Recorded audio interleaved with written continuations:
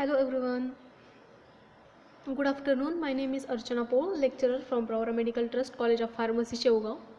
So our next topic is non-steroidal anti-inflammatory agents. So what is this non-steroidal anti-inflammatory agent? The drugs which are used to reduce inflammation and pain arising from it, they are known as anti-inflammatory drugs. Means these are the drugs which are used to reduce inflammation and pain arising due to inflammation. So they are known as anti-inflammatory drugs. And these are the drugs which do not have steroid nucleus in their chemical structure. Hence they are known as steroidal non-steroidal agents. Means there is no steroid nucleus present in the structure, therefore they are known as non-steroidal agents. Then we have to see classification of these non-steroidal anti-inflammatory agents. So first is the salicylic acid derivatives, example aspirin. Para-aminophenol derivatives, example paracetamol. Pyrazolone derivative, example analgin. Indole acetic acid derivative, example indomethacin. Propionic acid derivative, example ibuprofen. And oxycams, example piroxicam. Pyrazole derivatives, example oxyphenbutazone. And the last is anthranylic acid derivatives, the example is mefenamic acid. So this is the classification of anti-inflammatory agents or anti-inflammatory drugs. In classification, from this classification we are going to study only these four drugs, that is indomethacin, phenylbutazone, oxyphenbutazone and ibuprofen. So we have just seen these are the drugs which are used to reduce inflammation and pain arising from the inflammation, and if there is no steroidal nucleus in the structure, then they are known as non-steroidal agents, and if the steroidal nucleus present, then they are known as steroidal agents. Then we will see first drug is indomethacin. So indomethacin we have seen in classification, it is the indole acetic acid derivative. The properties of this indomethacin are, it occurs as a pale yellow to brownish yellow crystalline powder, and in this indomethacin it has a very slightly bitter taste and it is odorless. It is very slightly soluble in water. The storage of this indomethacin is, it should be stored in well closed container and protected from light. Then we have to see the uses of this indomethacin. So this indomethacin, it is used in treatment of rheumatoid arthritis. What is this rheumatoid arthritis? It is an autoimmune disease which attack healthy cells and tissues located in the joint. Means it is the autoimmune disease and which attack on the healthy cells and tissues which is located in the joint. So that is known as rheumatoid arthritis. Then it is used in treatment of osteoarthritis. We have seen what is osteoarthritis many times. It is the type of joint disease result from breakdown of joint cartilage and underlying bone. Most common it is occur in middle age and onward. Means this osteoarthritis, it is a joint disease which result from breakdown of joint cartilage and underlying bone, and most commonly it is occur in middle age and onward. Then it is used in treatment of acute gout. This acute gout, it is the pain and inflammation occur when so much of uric acid crystallizes and deposited in the joint. Means there is excessive uric acid which is deposited on the joint. That condition is known as acute gout.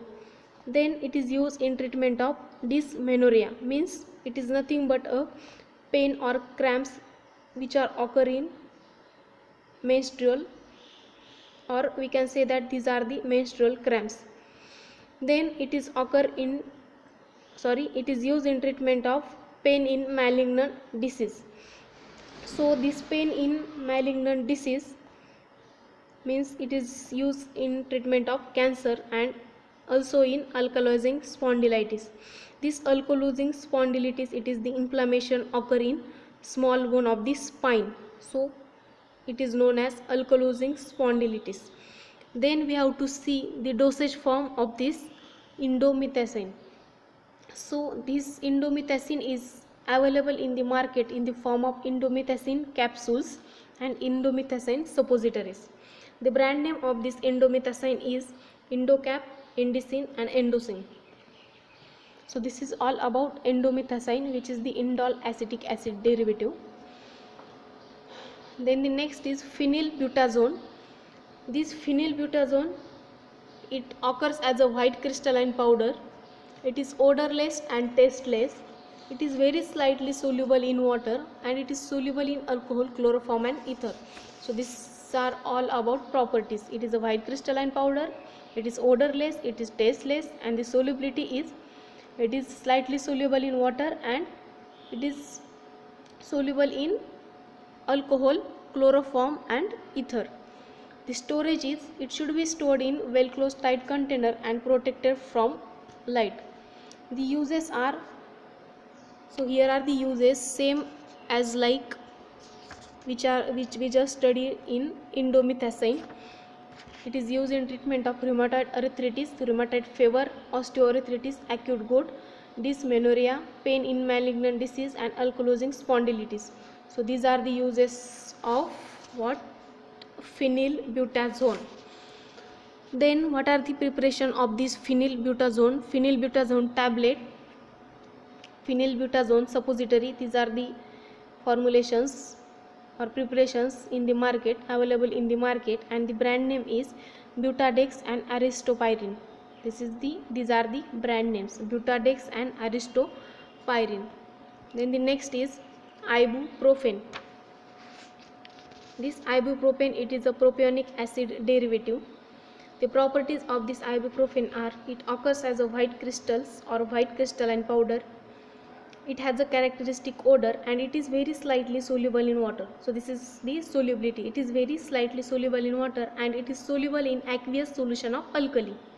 The storage of this ibuprofen is, it is stored in tightly closed container, and the uses are rheumatoid. It is used in treatment of rheumatoid arthritis, osteoarthritis, dysmenorrhea, neck pains and pain in malignant disease. And the dosage forms are ibuprofen tablet, ibuprofen and paracetamol tablet, and the brand names are Brufen, Ibugesic Plus and Alfam. So this is all about ibuprofen. And the last is oxyphenbutazone. This oxyphenbutazone, it is a pyrazole derivative. It occurs as a white to yellowish powder. It is soluble in organic solvent and also soluble in water. The storage of this oxyphenbutazone is, it should be stored in well closed tight container. And then uses of this oxyphenbutazone is, it is used in treatment of osteoarthritis. It is also used in treatment of rheumatoid arthritis. It is also used in muscle pain and it is also used in gout. So these are the uses of oxyphenbutazone. We have just seen ibuprofen, oxybutazone, phenylbutazone and indomethacin. So these are the anti-inflammatory drugs or non-steroidal anti-inflammatory drugs. Means these are used in treatment of inflammation or to reduce inflammation and pain arising from the inflammation, and they do not have steroid nucleus in their chemical structure, so they are known as non-steroidal agents. So we have just covered this small topic, non-steroidal anti-inflammatory agents. So thank you so much. Thank you.